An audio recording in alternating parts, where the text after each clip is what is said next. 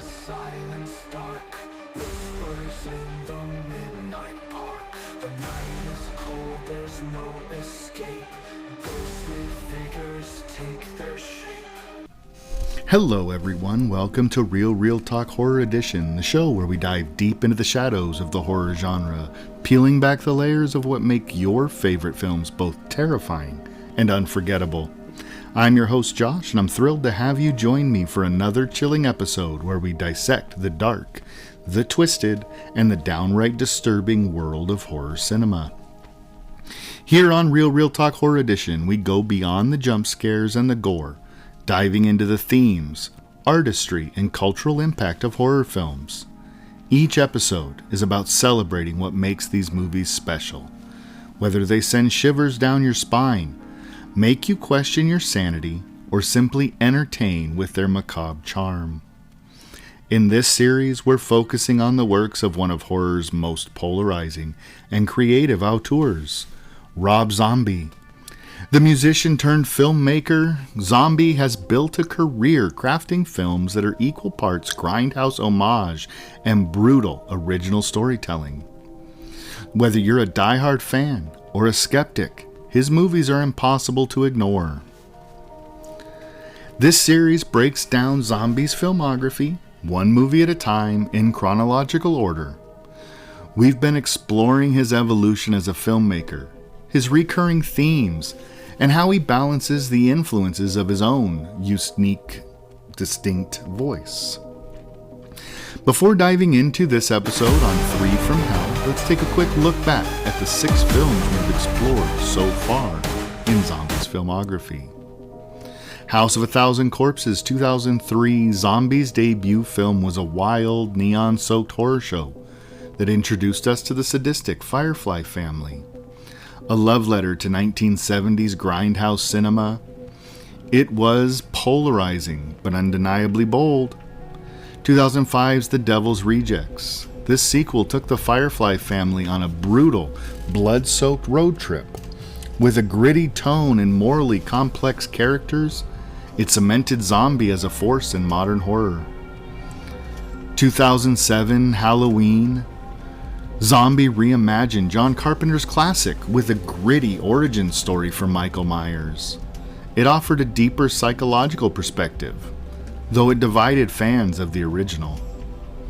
2009 and Halloween 2, a darker, more experimental sequel. This film leaned heavily into Michael Myers' psyche and Laurie Strode's trauma, showcasing Zombie's willingness to take risks. 2012, The Lords of Salem. A departure from his usual fare, this visually stunning, slow burn horror explored witchcraft and psychological terror. It's arguably his most divisive work, with some calling it a masterpiece and others finding it bewildering. And then 2016's 31, a return to grindhouse mayhem. This film followed a group of carnival workers fighting for survival in a twisted game of death. It's a violent, chaotic ride that plays to Zombie's strengths, though it didn't break any new ground. And now, today, we continue our journey with 2019's Three from Hell, the long-awaited third installment in the Firefly trilogy. This film comes with high expectations following the cult status of House of a Thousand Corpses and The Devil's Rejects. The question is, does it live up to its predecessors, or does it crumble under the weight of its legacy? Well, let's find out.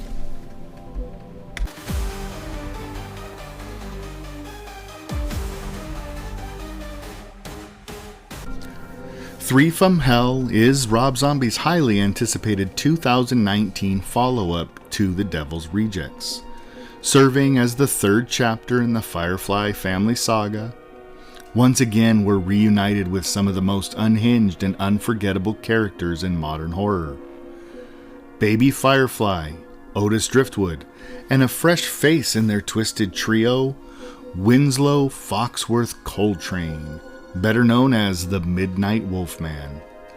The film stars Sheri Moon Zombie, Bill Moseley, and Richard Brake, who steps in to fill some very big blood-soaked shoes. The story picks up shortly after the climactic events of The Devil's Rejects, or more accurately, after we thought was the end of the line for the Firefly clan. Miraculously surviving the infamous shootout at the finale of the previous film, the trio faces an entirely new set of challenges. The film dives into their imprisonment, escape, and yet another violent and chaotic odyssey through the grimy, decaying underbelly of America.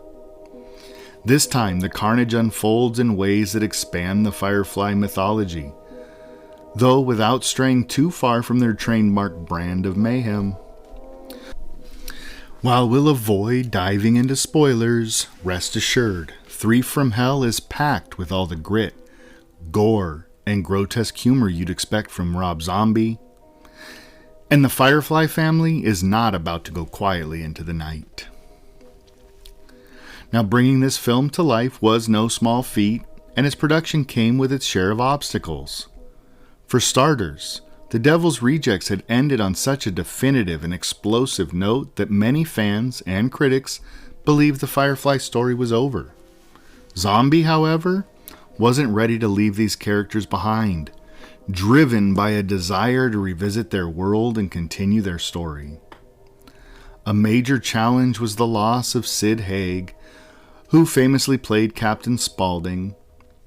Haig's health had declined significantly by the time filming began, leaving Zombie to rewrite the script. Captain Spaulding's presence is still felt in the film, but his role is much smaller, leading to the introduction of Richard Brake's character, Winslow Foxworth Coltrane. Brake, known for his menacing performances, 31, Game of Thrones, steps into the dynamic with ease, adding a fresh layer of chaos to the family dynamic. The production also faced budgetary limitations, which influenced everything from the scope of the film to its special effects. Despite these constraints, Zombie leaned into his strengths, a gritty, visceral aesthetic, larger-than-life characters, and a soundtrack that perfectly complements the film's tone. Upon its release, Three from Hell again garnered mixed reviews. Fans praised the performances, particularly Sheri Moon Zombie's unsettling portrayal of Baby Firefly and Richard Brake's chilling addition to the cast.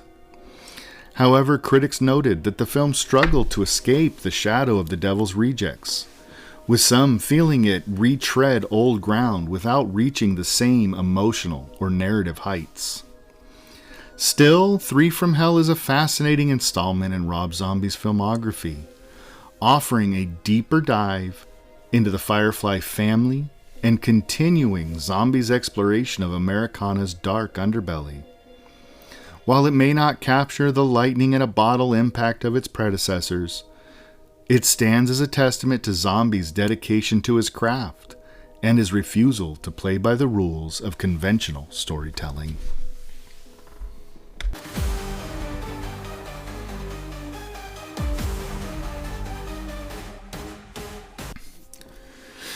Rob Zombie has always had a knack for turning the grotesque into something oddly compelling, and Three from Hell is no exception. This film continues to explore the themes that have defined the Firefly trilogy: family, loyalty, and chaos. The Firefly clan operates as an unrelenting dark mirror of the American dream. A family that, while living outside the bounds of law and morality, share an unshakable bond. In their world, loyalty is paramount, and their brutal code of survival replaces any semblance of conventional ethics. Through the Firefly family, Zombie examines the breakdown of societal norms and what it means to live completely untethered from humanity's rules. Violence is, as expected, front and center in Three from Hell. But this isn't violence for its own sake. Zombie intertwines brutality with moments of absurd humor, creating a jarring yet captivating tonal contrast. 1 minute, you're cringing at the carnage. The next, you're laughing at a bizarre, almost surreal exchange between the characters. This oscillation between horror and humor underscores Zombie's talent for keeping viewers perpetually off balance, never letting them settle into one emotional state for long. Visually, Three from Hell continues Zombie's signature style, but with some noticeable evolution. Saturated colors dominate the screen, giving the film an almost fever dream quality. Yet, unlike the raw grittiness of House of a Thousand Corpses, or the sun-bleached bleakness of The Devil's Rejects, this installment feels slightly more polished and refined. The world still feels dirty and decayed, but the cinematography has a sharper edge, as if Zombie is reflecting the character's growing experience and adaptation to their chaotic world. The chaotic editing style, another hallmark of Zombie's approach, takes center stage during the action sequences. Quick cuts, sudden shifts in perspective, and disorienting angles mirror the unrelenting pace of the story.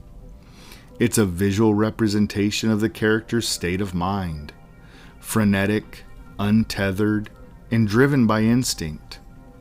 These techniques heighten the tension, making even small moments feel unpredictable and dangerous. On a thematic level, Three from Hell delves deeper into the decay of Americana, a recurring motif in Zombie's work. The film paints a picture of a world in decline, where the traditional structures of law and order are frayed at the edges, and the Firefly family thrives in the cracks. It's a commentary on the allure and danger of unchecked freedom, presenting a vision of life that's captivating and horrifying. Ultimately, Three from Hell stands as a testament to Zombie's ability to fuse style and substance. Through its themes, visuals, and chaotic energy, the film reminds us why the Firefly family has become such an enduring part of horror cinema, and why Rob Zombie remains one of the genre's most distinctive voices.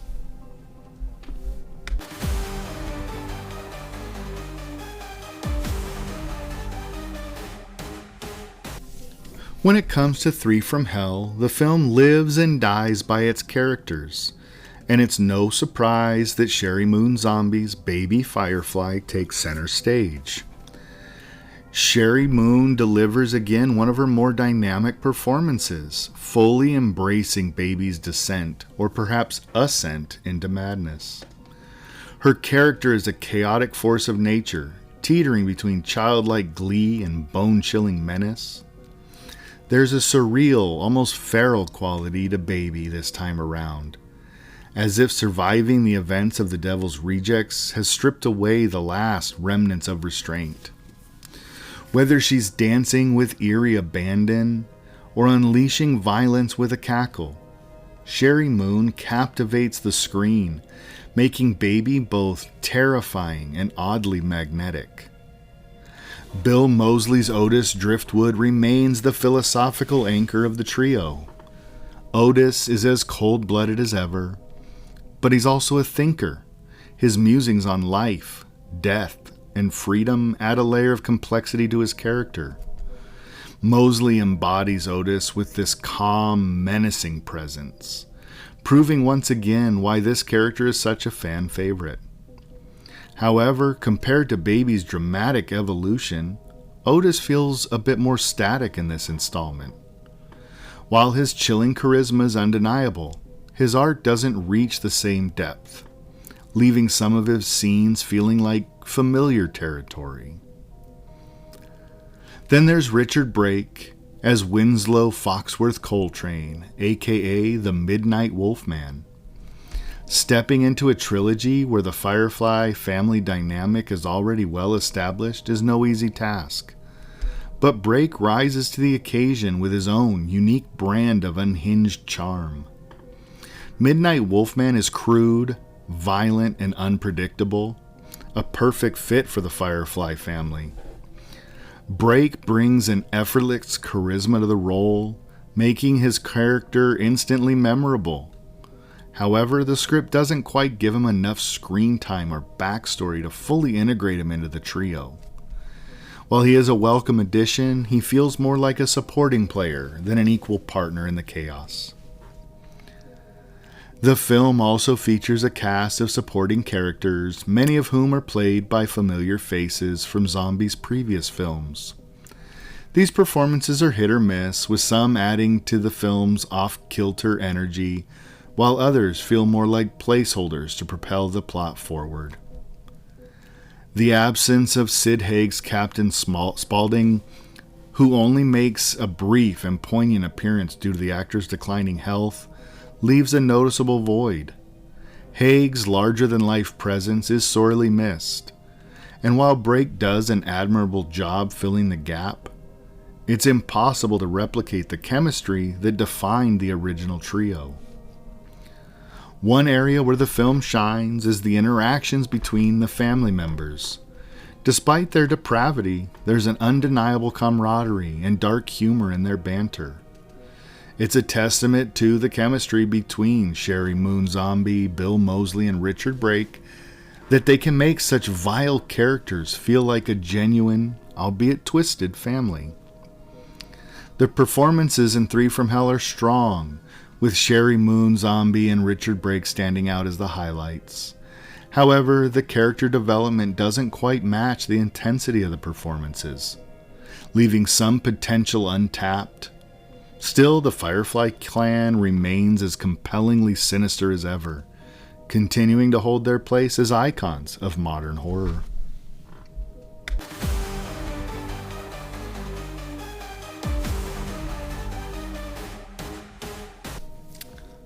When it comes to strengths, Three from Hell delivers on what fans of Rob Zombie have come to expect: a gritty, immersive atmosphere and committed performances that bring his nightmarish vision to life. Zombie's direction is as confident as ever, drawing viewers into a world that feels both vividly real and disturbingly surreal. The film's visual aesthetic is a high point, blending saturated colors and grimy textures with a more polished look.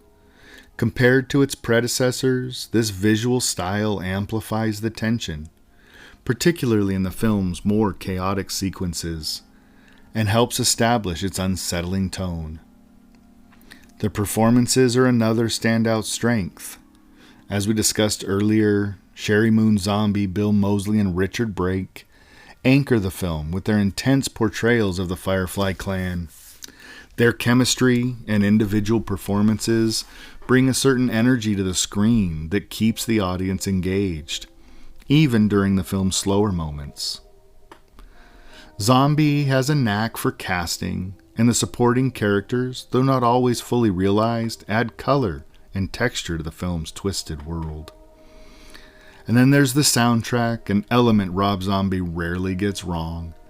From classic rock tracks to haunting instrumental pieces, the music is expertly chosen to enhance the film's tone.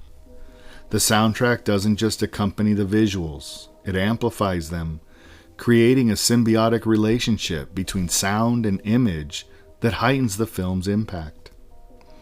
Whether it's a pulse-pounding escape scene or a moment of eerie stillness, the music ensures that the atmosphere remains palpable.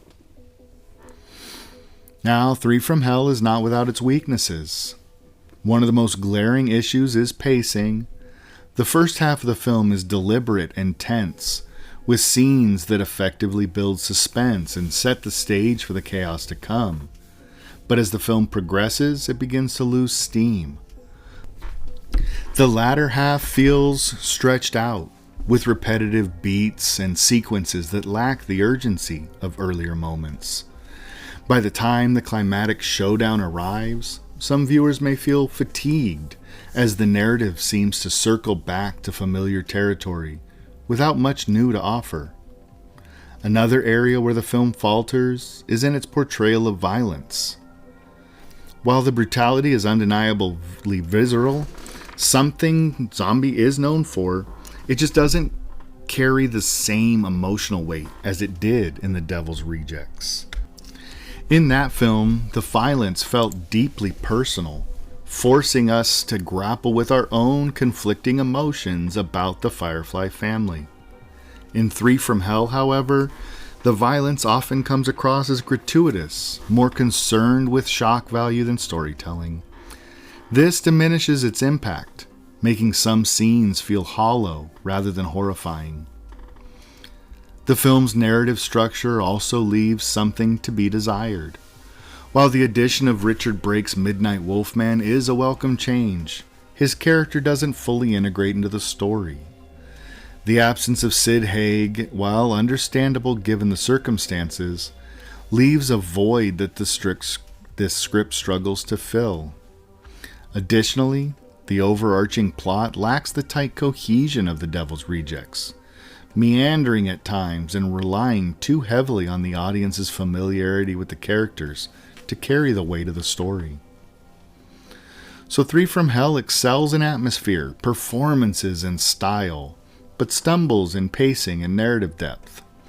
This is a film that feels like a victory lap for the Firefly clan, a chance to revisit these iconic characters one final time. But it doesn't quite reach the heights of its predecessor.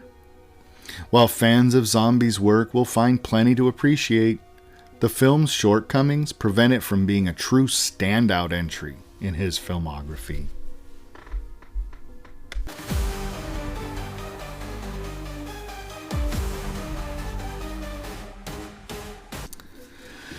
The first time I watched Three from Hell, I walked away conflicted. On the one hand, it was a thrill to see the Firefly family return to the screen. These characters are horror icons at this point, and their chaotic energy is undeniably magnetic. But at the same time, the film didn't hit with the same raw emotional impact as either The House of a Thousand Corpses or The Devil's Rejects. Those films are a near perfect storm, a gritty, relentless descent into madness that somehow make us care about these despicable protagonists. In contrast, Three from Hell felt looser, less focused, and more like an epilogue than a fully realized story. However, upon rewatching it, my perspective began to shift a little. What initially felt like a rehash now felt like a celebration, an unapologetic return to those grindhouse aesthetics and offbeat storytelling that define Rob Zombie's work. He clearly wasn't trying to replicate the experience of The Devil's Rejects. Instead, he leaned into the absurdity of the premise here. He embraced the over-the-top violence, the dark humor, and the surreal visuals that make this uniquely his film. I did find myself appreciating the film's quirks more on a subsequent viewings. Baby Firefly's descent into a sort of playful, chaotic madness, for instance, is unsettling and fascinating to watch. Sheri Moon Zombie delivers a performance that is unhinged in the best possible way, and her character's arc does add layers of unpredictability that keeps this film still engaging. Similarly, Richard Brake's Midnight Wolfman, while still underdeveloped, does bring a fresh dynamic to the trio, and his deadpan, grimy charisma fits seamlessly into the Firefly world. Visually, Three from Hell is still a treat for those of us fans of grindhouse cinema. Zombie's love for saturated colors, grainy textures, and frenetic editing create a sensory overload that feels almost hypnotic at times. This is a film that demands that you experience it on its own terms, diving headfirst into its chaotic energy without worrying too much about logic or cohesion. This is grindhouse at its core, raw, visceral, and unapologetically messy. That said, the flaws that stood out in my first viewing remain present. The pacing issues in the latter half of the film are hard to ignore, and some of the plot beats are repetitive, as if the story is circling familiar territory without ever breaking any new ground. The absence of Captain Spaulding, while understandable, leaves an absolute void that Richard Brake, who does a solid job, just can't live up to. It's clear that this film had to adapt to its original vision to accommodate Sid Haig's unfortunate passing. Despite all its shortcomings, Three from Hell stays true to Zombie's artistic vision, and that's something I do admire. Zombie isn't trying to cater to mainstream audiences ever, or deliver a sanitized version of horror. He's crafting films that reflect his deep love for cult cinema and his commitment to pushing boundaries. Whether or not every choice lands, there's no denying that Three from Hell is an authentic extension of his voice as a filmmaker. Ultimately, my personal take is this. Three from Hell is not a masterpiece. It's not even close to The Devil's Rejects, but it doesn't need to be. This is a flawed, chaotic, and thoroughly entertaining film that serves as a fitting swan song for the Firefly clan. For fans of Zombie's work, this is a must-watch. Not because it's perfect, but because it's pure Rob Zombie. It's raw and wholly unique.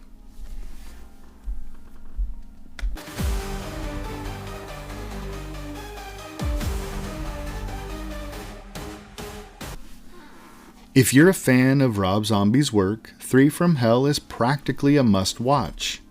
This is a film that wears Zombie's signature style on its blood-soaked sleeve, reveling in the grindhouse aesthetic and the dark, twisted humor that our fans have come to expect.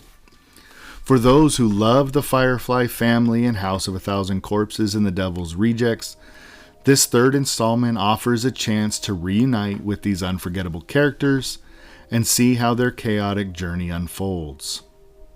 That being said, this isn't a film for everyone. The graphic violence, pervasive sense of nihilism, and morally bankrupt characters make it a tough watch for viewers who aren't already familiar with or drawn to Zombie's particular brand of horror. If you're new to his work, this might not be the best starting point. Three from Hell assumes you already invested in the Firefly family and their world.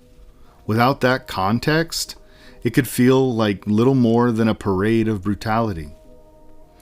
For fans of grindhouse viewing cinema and exploitation films, Three from Hell is a love letter to that genre. This captures the raw, gritty energy that defines classic grindhouse, while infusing it with modern sensibilities and Zombie's distinct voice. To fully appreciate Three from Hell, it's essential to approach it with the right mindset. First and foremost, this is not The Devil's Rejects 2.0. While it shares some DNA with its predecessor, it's a very different kind of film. The Devil's Rejects was a tightly woven descent into madness and despair, whereas Three from Hell leans more into absurdity and chaos. Adjust your expectations accordingly. This is less about delivering an emotional gut punch and more about embracing the ride. An unhinged journey through a world that defies logic and revels in its own insanity. Watching the trilogy in sequence can greatly enhance the experience. House of a Thousand Corpses sets the stage for the Firefly family's nightmarish world, while The Devil's Rejects explores their humanity, or lack thereof, in a way that deepens their character arcs. By the time you reach Three from Hell, you'll have a better understanding of what makes these characters tick, and why Zombie chose to bring them back for one last hurrah. It's also worth mentioning that Three from Hell benefits from the right viewing environment. This, as is the case with all of his work, is a film best enjoyed in the dark, with the volume cranked up, and ideally with an audience that can appreciate the offbeat humor and over-the-top violence. Hint, watch this with some friends. It's a better time that way, and horror should be shared. Three from Hell isn't a perfect film, but it's one that knows exactly what it wants to be. A gritty, chaotic celebration of the Firefly family and the grindhouse aesthetic. It is a fitting conclusion to the trilogy, even if it doesn't reach the heights of its predecessors. Zombie's direction ensures that the film is never boring, even when the pacing falters, and the performances, particularly Sheri Moon Zombie and Bill Moseley, are compelling enough to keep you invested. The soundtrack, the visuals, the sheer audacity of the storytelling, all work together to create a film that is uniquely zombie. That said, Three from Hell, as is the case with most of his work, is not for the faint of heart. This is a film that wallows in depravity, and its sense of nihilism is pervasive. If you're not already a fan of Zombie's work, or if you're uncomfortable with extreme violence and morally ambiguous storytelling, this is not the film for you. For those who are on board with its grimy grindhouse sensibilities, however, Three from Hell delivers a memorable experience. It's a film that rewards fans of the Firefly trilogy, offering us one last chance to ride alongside these unforgettable characters. My final verdict? Three from Hell earns a solid 7 out of 10. It is not a masterpiece, but it's a worthy addition to Zombie's filmography and a fitting coda to the Firefly family's blood-soaked saga. If you know what you're getting into and you're willing to embrace the chaos, this is a wild, disturbing, and surprisingly entertaining ride. Thank you so much for tuning in to Real Talk Horror Edition. I hope you enjoyed our deep dive into Three from Hell and our exploration of Rob Zombie's vision. But now I want to hear from you. What did you think about Three from Hell? Did it hit the same disturbing notes as The Devil's Rejects for you? Or did it feel like it didn't quite live up to the hype? How do you think this film compares to the rest of Zombie's body of work? And what do you think his films say about the darker side of the American psyche? His critique of society, family, and the pursuit of chaos? Zombie's work is always open to interpretation, and I'm eager to hear what you think. So don't be shy. Let's keep the conversation going. Reach out on social media or leave me a comment wherever you're listening to this podcast. I want to hear your thoughts. Whether you loved the film, found yourself scratching your head, or trying to make sense of it all. Let's dive deeper into what makes Zombie's films controversial and captivating. And hey, if you enjoyed this episode, make sure to share it with your fellow horror-loving friends. Let's keep building this community of horror fans, thinkers, and cinephiles who are ready to dissect the genre in all of its bloody, twisted glory. Be sure to subscribe so you won't miss out on any future episodes. We've got a lot of exciting stuff coming your way. Speaking of which, our next episode, we're taking a sharp left turn into new territory. We'll be tackling Zombie's latest project, his family-friendly reboot of The Munsters.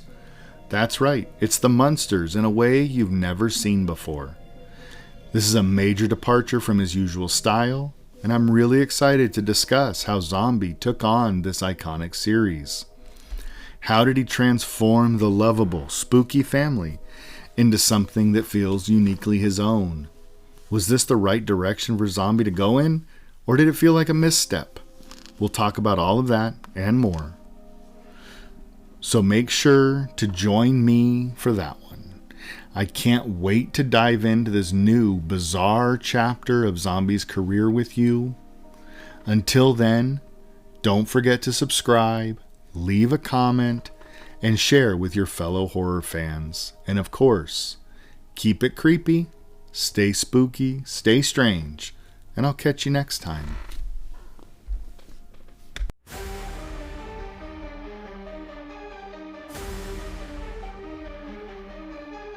Creeping through the silence dark, whispers in the midnight park. The night is cold, there's no escape.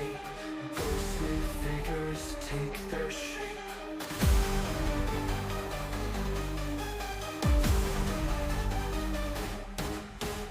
Shadows play a twisted game. Fear and terror stake their claim. Footsteps follow close behind. Haunted